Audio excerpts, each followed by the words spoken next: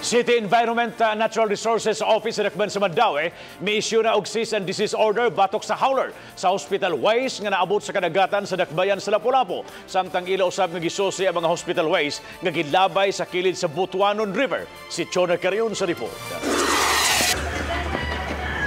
Kaganihang buntag, miabot sa barangay Umapad ang mga sakop sa Senro Mandaue aron pagsusi sa mga hospital waste nga gilabay kilid sa Butuanon River.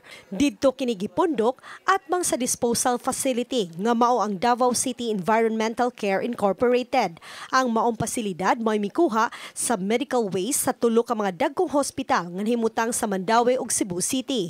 Gisusi usab sa Senro ang buhatan sa maong disposal facility ug nakakita sila og mga kalapasan maong ila kining giisyuhan og cease and desist order nga miepekto sugod karong adlaw. That is not closure yet. That is an order informing them to stop whatever it is they're doing that is illegal or causing any pollution.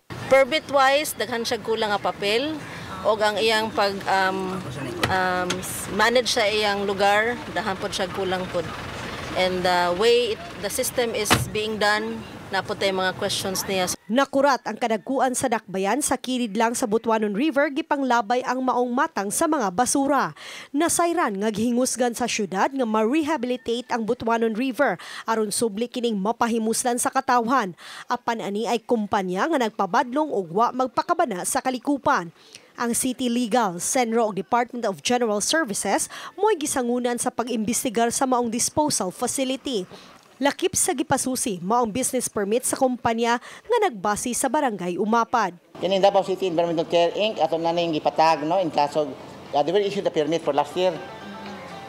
Ato nang gipatag bahit lang renewal. Kabugat na nga violation. Hospital waste giyan-ano lang nila pasad-pasad. Mipasalig ang tagduma sa Davao City Environmental Care Incorporated kinsa nagdumili pagpaila nga mo-kooperar sila sa ipahigayong investigasyon.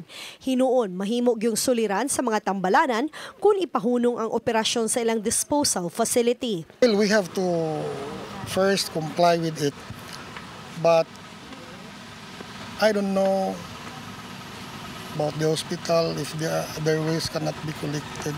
But I hope they will understand the situation because insofar as we are complying, we have our all permits. We have the PPT and the manifest.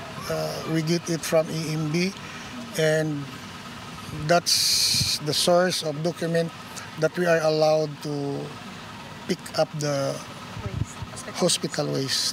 Ang Environmental Management Bureau mipamulta na og 250,000 pesos sa maong treatment disposal facility gumikan kay ang gikolektang hospital waste giingong gipanglabay sa kadagatan sa Lapu-Lapu City. Uban ni Godfrey Rilien, Chona Carion, Balitang Bisdak.